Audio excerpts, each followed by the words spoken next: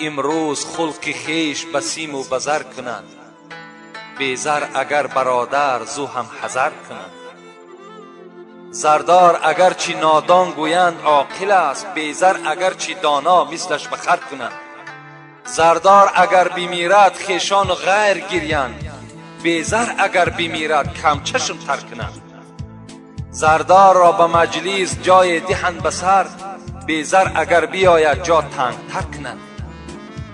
اگر یک آدمی زردار نابسته وی دین دارد، وی نماز دارد، وی خدا دارد ندارد، برای ما و شما اینوش هیچ اهمیت ندارد. مگر زردار است، مگر منصبدار است، مگر آبرودار است، وقتی در خاندان حاضر می شود همه ما و شما به سر می خیزیم، ما و شما خوش و انسان قبول می کنیم. لیکن یک انسانی که نماز می خواند، مسلمان است، انسانی که به خدا نزدیک است، نماز شب هم دارد، لکن پول کی ندارد، مال کی ندارد، در نزد ما و شما قدر قیمتی ندارد. این چی شور است در این دور قمر می بینم، همه آفاق پر از فتنه و شر می بینم. هیچ شوقت نه برادر به برادر دارد، هیچ مهری نه پدر را به پسر می بینم. مردمان روز بهی می طلبند از ایام، مشکل این است که هر روز بدتر می بینم.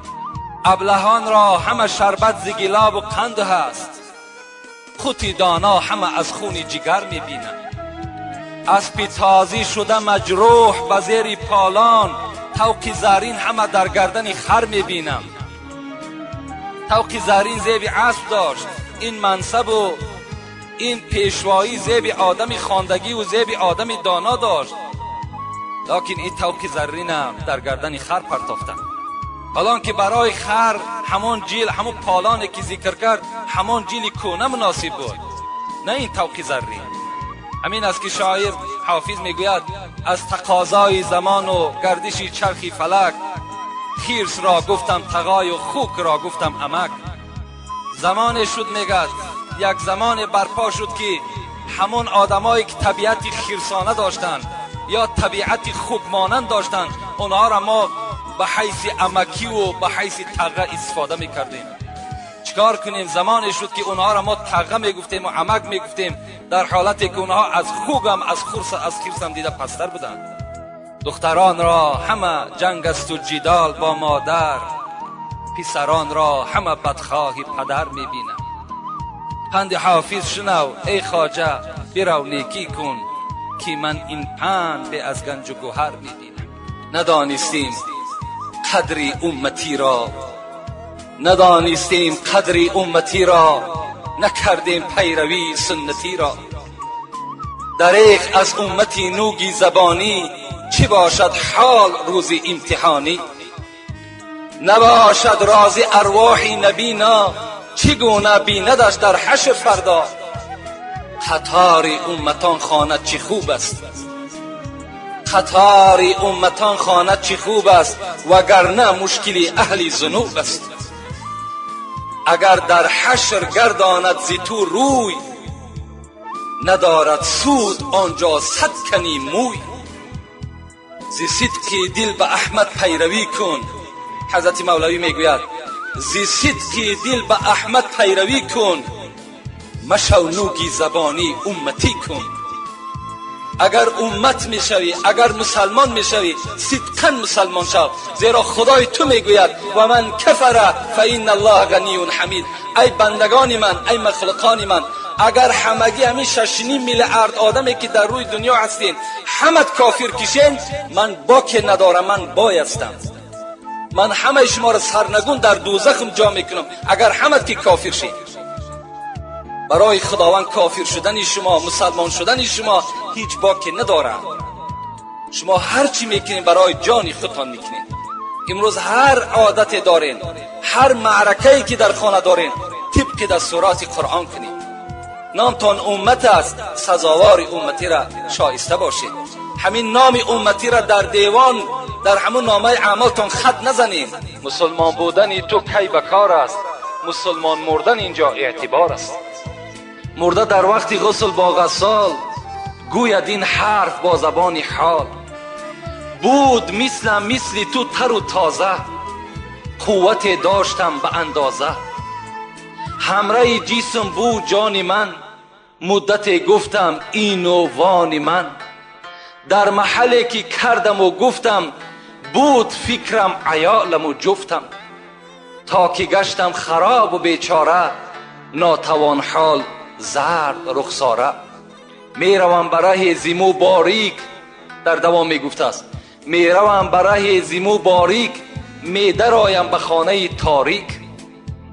این همه در مقام میماند، سر تنهام میفرستاند.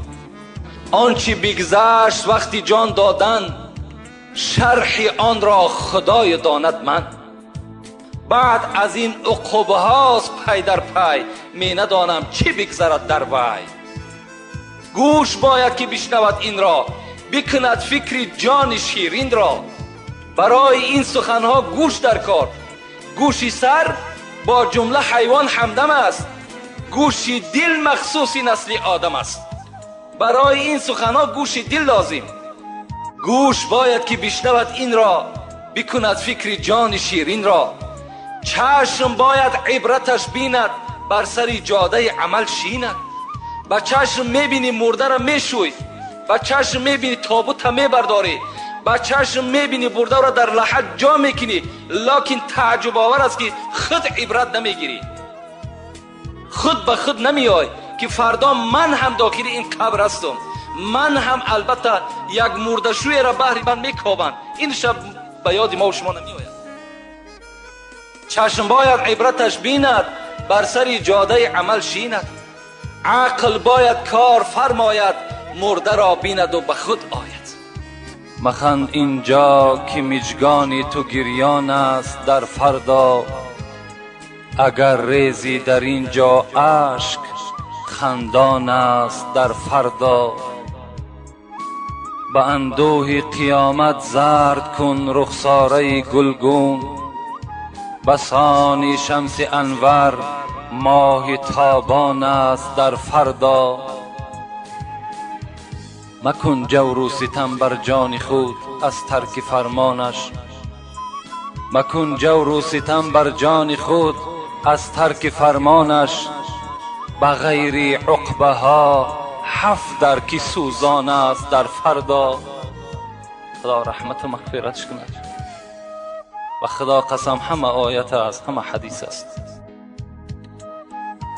مکن جور و ستم بر جان خود از ترک فرمانش، به غیر عقبه ها 7 درک سوزان است در فردا.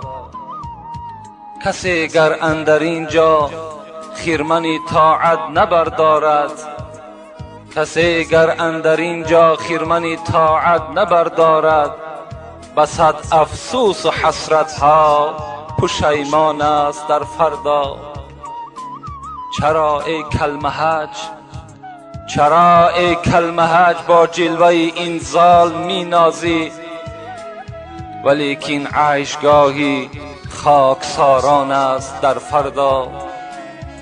به محشرگاه گر هر کس به هر سوی روان گردد، که میلان جنونی سوی جانان است در فردا، که میلان جنونی سوی جانان است در فردا، در فردا، در فردا، در فردا.